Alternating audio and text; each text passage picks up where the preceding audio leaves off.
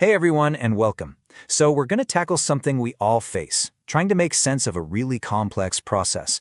Whether you're kicking off a new project, trying to train somebody, or maybe just staring at a box of furniture parts, we're going to look at a tool that turns total chaos into crystal clarity.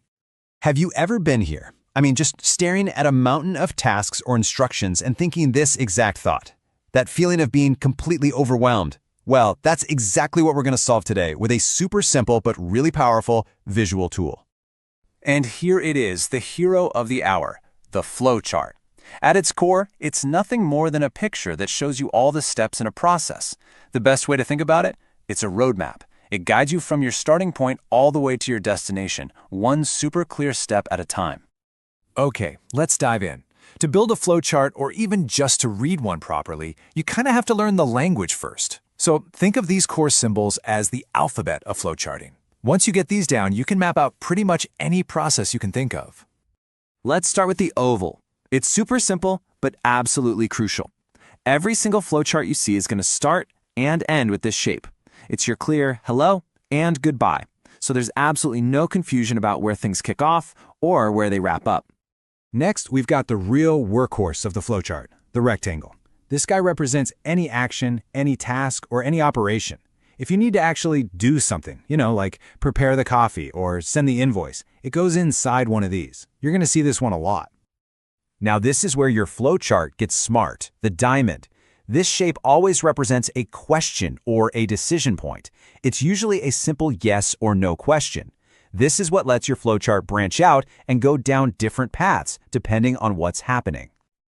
The parallelogram might look a little weird, but its job is very specific. It shows up anytime data or information is either coming into the process or going out of it.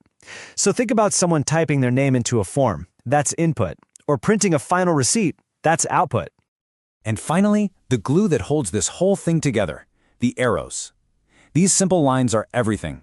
They connect all the other symbols and show you which way to go, guiding you from one step to the next in the right order.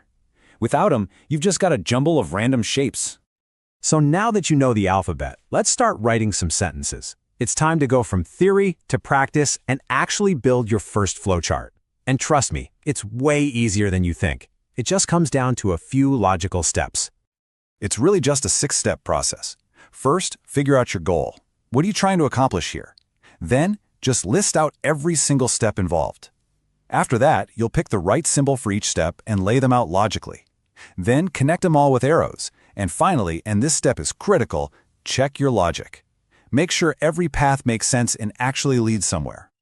Okay, so even when you know the steps, it's really easy to make a few common mistakes. Let's go over the biggest trip-ups people run into so you can avoid them and keep your flowcharts looking sharp and clear. We're going to focus on 3 big ones, starting right now. First up, overcomplicating things. It is so tempting to use a ton of different fancy symbols, but all that really does is create visual noise. So the tip here is, keep it simple. Seriously, just stick to the basic symbols we just covered. It'll make your flowchart clean, professional, and super easy for anyone to understand. The second common mistake is accidentally leaving stuff out. If you skip even one tiny step, the whole logic of your flowchart can just fall apart. The best way to avoid this, before you draw a single box, just write down every single step of your process in a simple list. Then turn that list into your flowchart. That way, you know nothing's been missed. And finally, messy arrows. Look, a flowchart is supposed to make things simpler, but if your arrows are crossing over each other and pointing all over the place, it looks like a plate of spaghetti, and it just creates confusion. The best practice is to keep a consistent flow, either from top to bottom or from left to right, and really try to avoid crossing those lines. All right, let's see how this all comes together in a real-world situation. This is a brilliant example from Aram Cafe. It shows how a simple flowchart can map out their entire customer order process, which helps make sure every single customer has a great experience. Let's just walk through it together. So the process starts when a customer places an order. Then we hit our first decision diamond, is the item available? If the answer is no, the path leads to recommending something else. If it's yes, the path goes on to preparing the order.